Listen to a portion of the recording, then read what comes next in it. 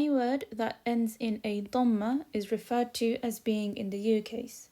So whether it ends in two dhammas or one dhammas, the fact that it ends in a dhamma means that it's in the you case. Yeah, so we have the word ustadhun, which is indefinite. We know it's indefinite because it has two dhammas. But it's in the you case. Why? Because it's ending in two dhammas, not fathas or kasras or anything else. Al-ustadhu is definite, so it only ends in one dhamma. But it's in the you case. Why? Because it's ended in a dhamma.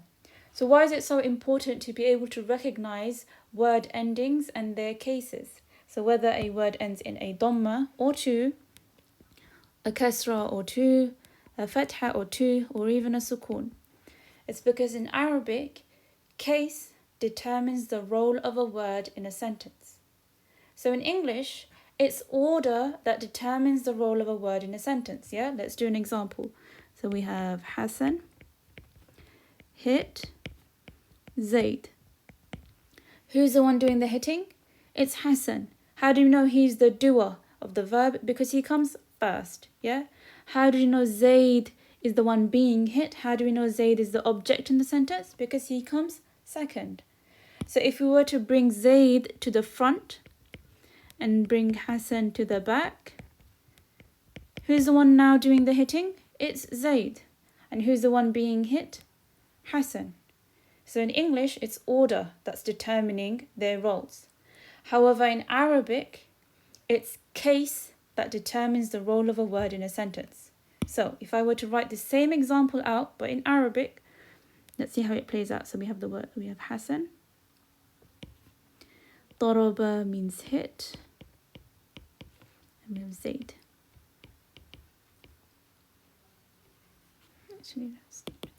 So who's the one doing the hitting? Who's the one being hit? We don't know at the moment because they don't have any case endings. Right. Now who's the one doing the hitting? It's Hassan. Not because he comes first in the sentence, but he's the one who possesses the dhamma. He's the one in the you case.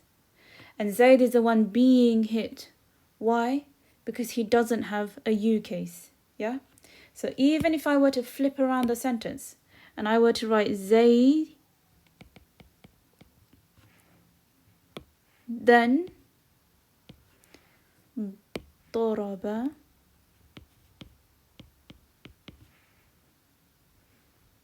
حسن. Who's the one doing the hitting? It's still Hassan. Even though he's not coming first in the sentence, even though he's come second in the sentence, why is Hassan the one doing the hitting? Because he possesses the dhammas. He's the one in the you case. And it's Zaid who's still being hit. Even though he's come first in the sentence, Zaid is being hit because he's not in the you case. Just another side note. Any word that ends in a dhamma is in the you case. And the you case is the default position of a word. And if a word differs from the you case, there will be a reason why. So you'll see in your vocabulary list that all the words are in the you case, yeah, because that's their default position. The default position of a word is usually that it's masculine, it's singular, and it's in the you case. So even though ustadhan and ustadhin are words, the ustadhun is the default case because it's in the you case. So you'll see ustadhun in your vocab list and not ustadhan or ustadhin.